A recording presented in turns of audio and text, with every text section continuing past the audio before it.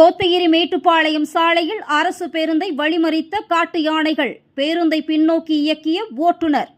கோத்தகிரி அருகே உள்ள குஞ்சப்பனை, முள்ளூர், மாமரம் சுற்றுவட்டார பகுதிகளில் ஏராளமான பழங்குடி குக்கிராமங்கள் உள்ளன.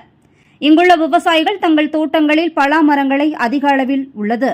இதில் பழங்களும் காய்த்துள்ளது. கோடை காலத்தில் இந்த மரங்களில் காய்த்து குலுங்கும் பழங்களை உண்பதற்காக சமவெளி பகுதிகளில் இருந்து காட்டு யானைகள் வந்து இங்கு முகாமிட்டு சீசன் முடிந்தவுடன் திரும்பிச் செல்வது வழக்கம்.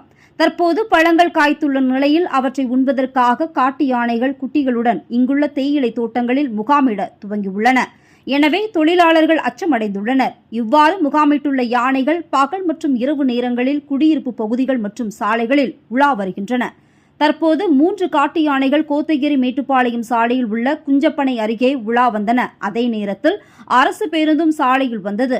ஓட்டுநர் சாமர்த்தியமாக பேருந்தை நிறுத்தினார். பயணிகள் கூச்சலிடவே பேருந்தை பின்னோக்கி இயக்கினார். இதனால் அசம்பாவிதம் தவிர்க்கப்பட்டது. இதனால் சாலையில் 1 மணி நேரம் கடும் போக்குவரத்து பாதிப்பு ஏற்பட்டது. காட்டு யானை அருகில் உள்ள வனப்பகுதிக்குள் சென்றதால் வாகன ஓட்டிகள் நிம்மதியடைந்து வாகனங்களை இயக்கிச் சென்றனர். யானைகள் சாலையில் நடமாட்டம் உள்ளதால் வனத்துறையினர் தொடர்ந்து ரோந்து பணியில் ஈடுபட வேண்டும் என பொதுமக்கள் கோரிக்கை விடுத்துள்ளனர்.